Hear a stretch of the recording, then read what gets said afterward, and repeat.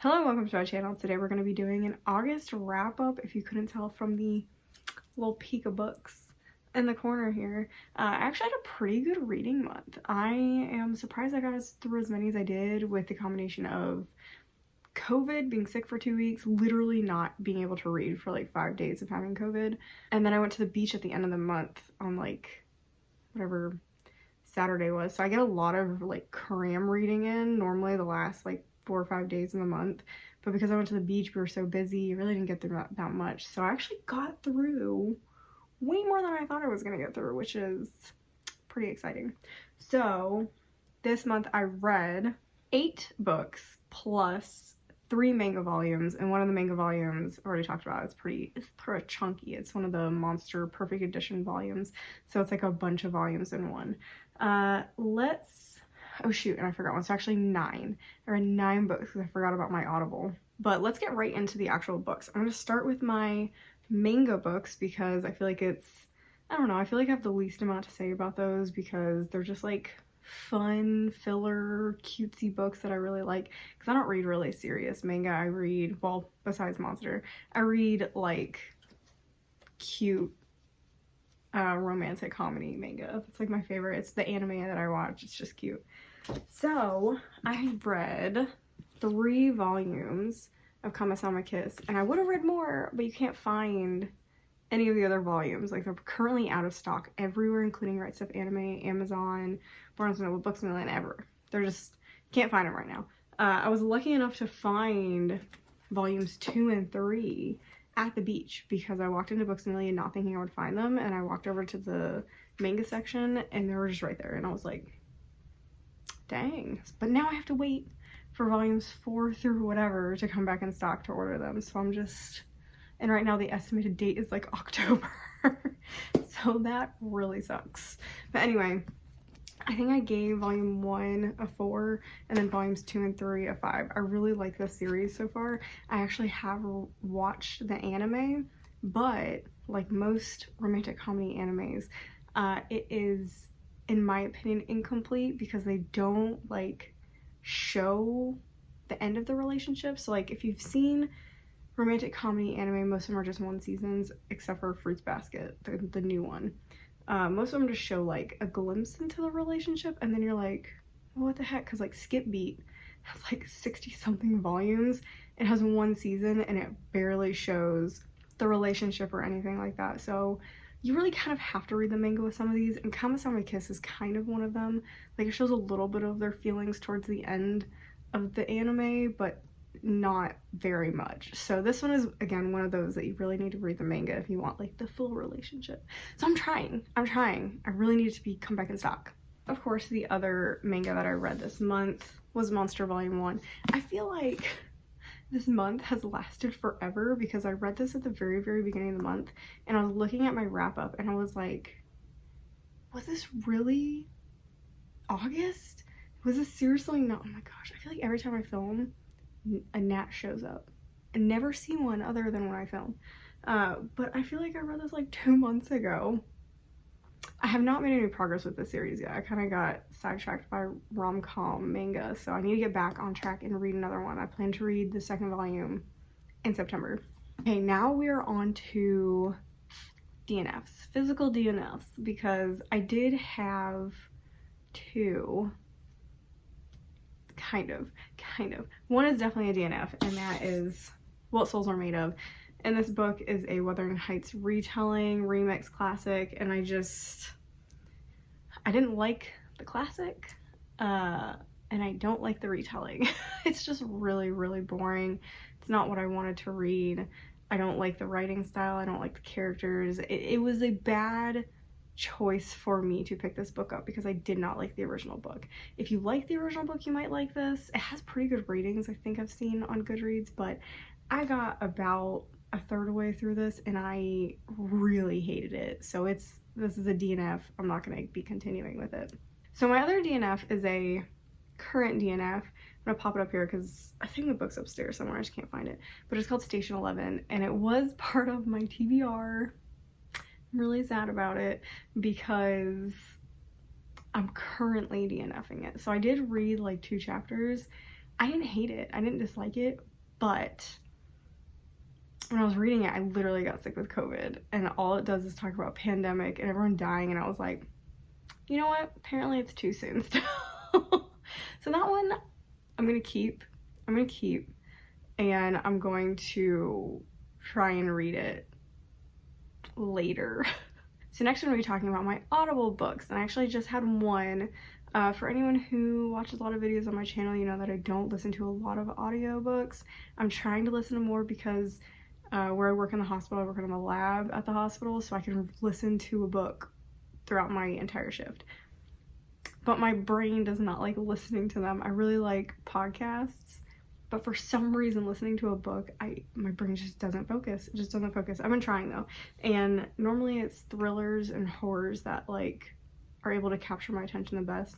Every once in a while a romance will be pretty good, but they're kind of awkward to listen to at work.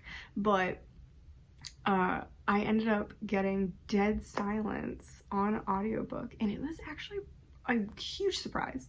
So I picked it up because I really like the series Dead Space. Basically follows a group of ragtag, not astronauts because they're a crew on a ship, and they're on like their last mission, and they're about to come home, and they come across the abandoned cruise vessel that just completely went missing. Everyone went missing on it, and it was filled with celebrities, actors, blah blah blah.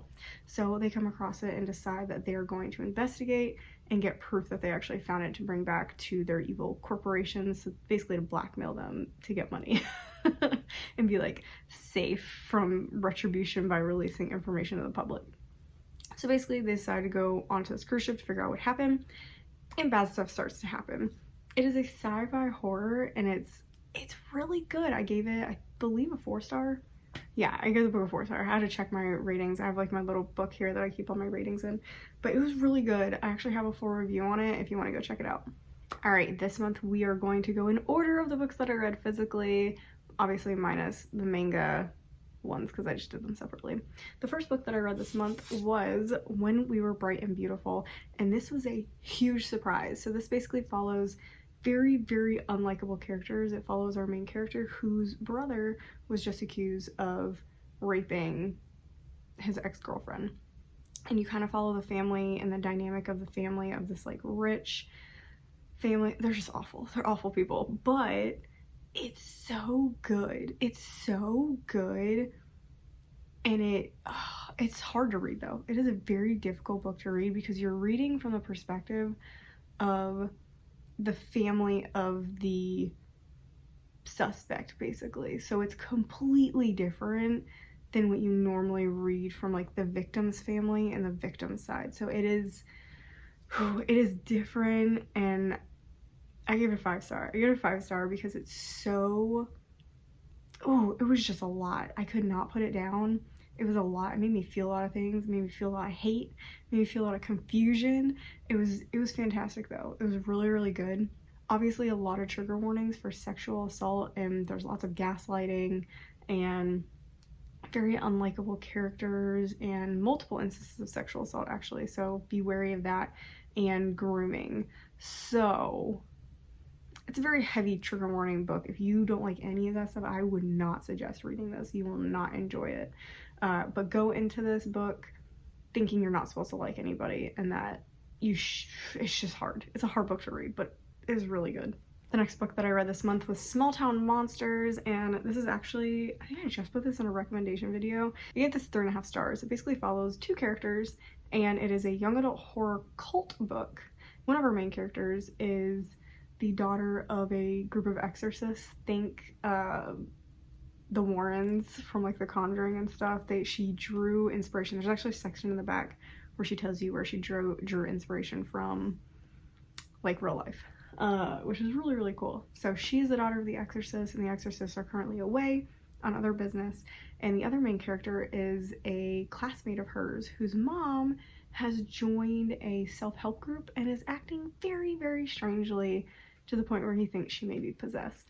So they have to work together to figure out what's going on in the town, because weird things are starting to happen in town, and obviously the mom is having some issues. So it's fun. It's a really quick horror, and I highly suggest this for Halloween and spooky readathons. I think it's a really, really good quick book for readathons.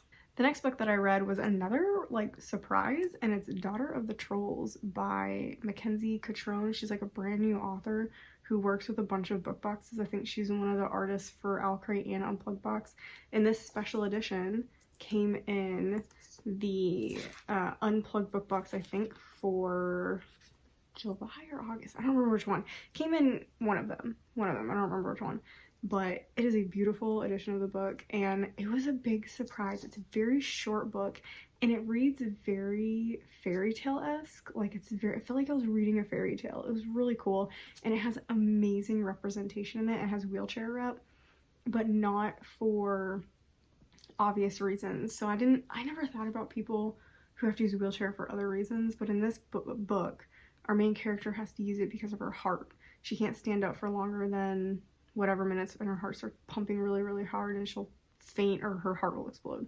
So she has to use a wheelchair even though her legs work. And it's just like, oh, it's devastating. I cried multiple times reading this because I have some issues with chronic illness that's not obvious to other people, and obviously not as life crippling as this is, but it hit me real hard. Some of the quotes in here, like, real hard. But this is really good.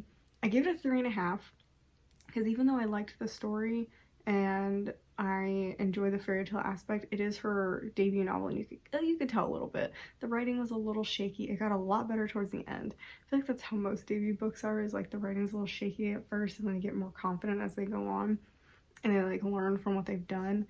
So the writing's a little at parts, but otherwise it's a really good book. It's a really good book. I think I rounded it up on Goodreads to 4 because it deserved it. But it's between a 3.5 and a 4. Highly suggest this one. So the next book that I read was actually a gift from my mom, who came to visit and subsequently gave us COVID. Actually, my dad gave us COVID. She likes to point that out, that it was not her. But she actually got me Such a Quiet Place by Megan Miranda. And this is actually a local author to North Carolina where I live. And I think that's really, really cool because I see her books all the time, and I really wanted to pick up one of these thrillers, and I just never did. So when she brought this to the house, I was like, oh my gosh, that's great. So I read it, and I really liked it. I was surprised how much I liked this. But basically, this follows our main character who lives in a very remote, it doesn't really have an HOA, but they have like a community, like, Facebook page kind of thing, and they're just very in each other's business, and there's really only like 6 or 7 houses on the block, and they're very in each other's businesses. They do everything together. And so many years ago, one of the residents who was living with our main character was convicted of murdering their neighbors, but she gets acquitted because there's some sketchy things going on, and she comes back basically to not seek revenge, but make everyone really uncomfortable. And it seems like she thinks someone did it, else obviously not herself, and so our main character is kind of trying to watch her and see what she's doing, and it's just really good. It's like kind of like a domestic thriller, it's like a neighborhood thriller, and it's really, really good. I really enjoy this, and it kind of like poses a question of people who think they're good, what are they actually capable of, and it's kind of like mob mentality kind of thing going on. I think I accidentally said mom. It's really good. I really enjoy it. I give it a 4 out of 5 stars. Fun read. The next book that I read, and also I think in my recommendations video, is The Hollow Places by T. Kingfisher.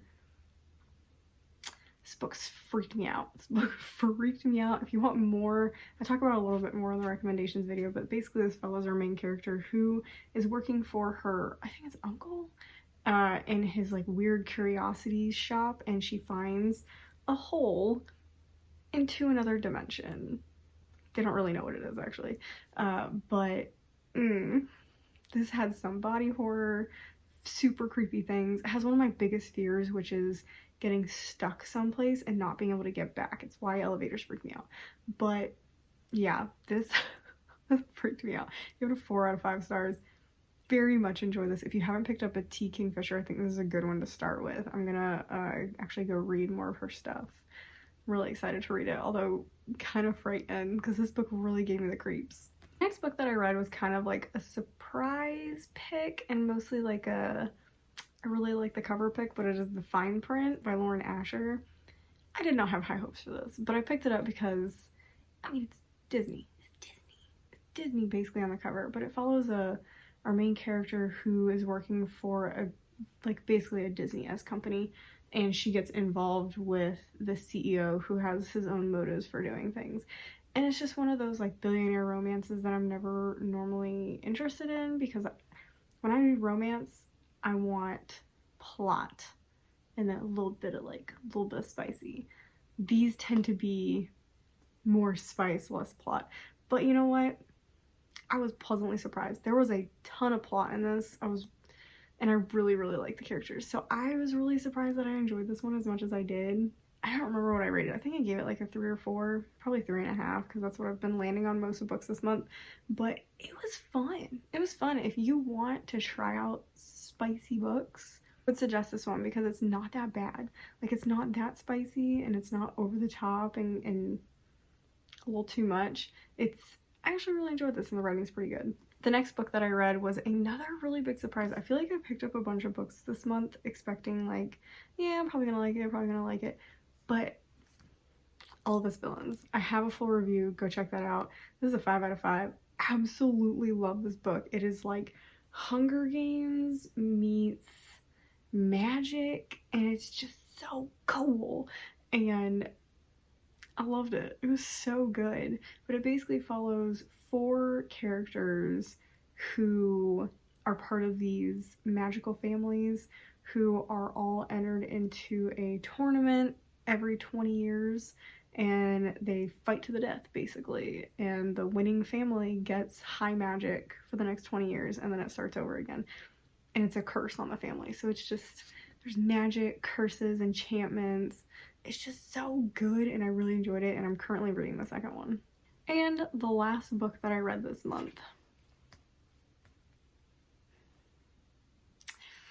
Oh, I feel like I'm gonna get very differing, like, some people are gonna be really mad at me for this. Some people are gonna be like, yeah, I agree. Let's burn the book. Daisy Darker by Alice Feeney. I gave this a 1 star. This was my most anticipated thriller of the year. And I gave it a 1 star. Honestly, I think I would have liked it better if it had not said anything about And Then There Were None by Agatha Christie. That is one of my favorite thrillers. It's fantastic. And it definitely like takes some ideas from it. But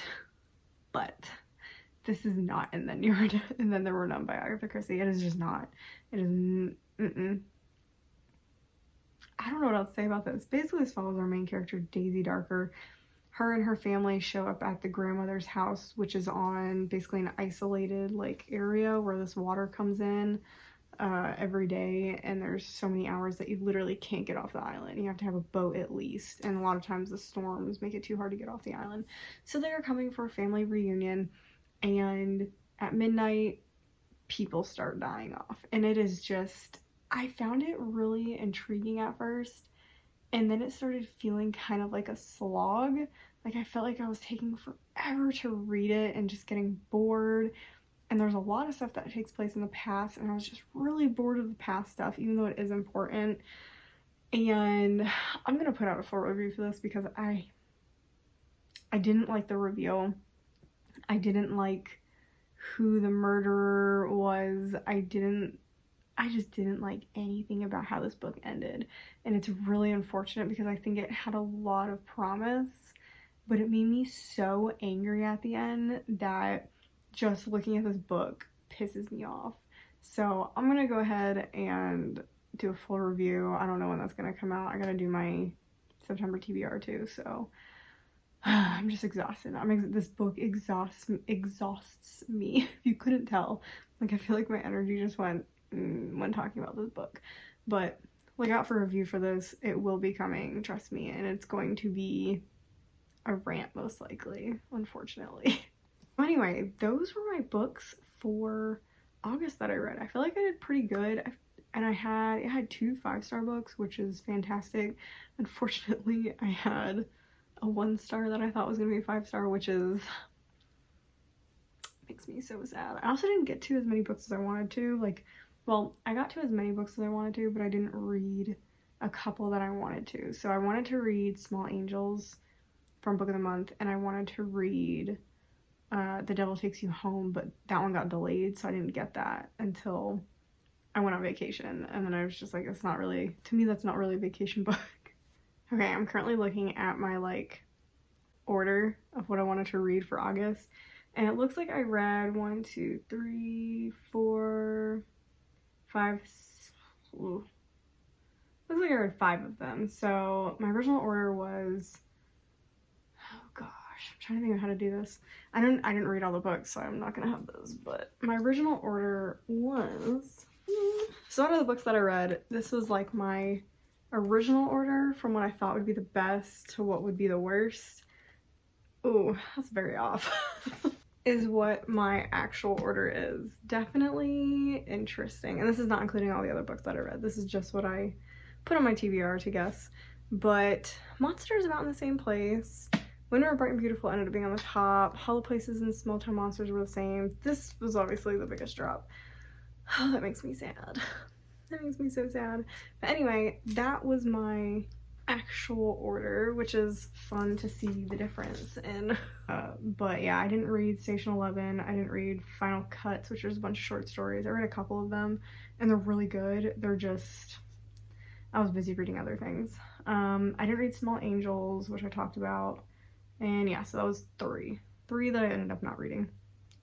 I would say it's not that bad compared to how I normally am, so you know what, I'm happy with it. And that is my August wrap up. I will be putting out a September TBR at some point.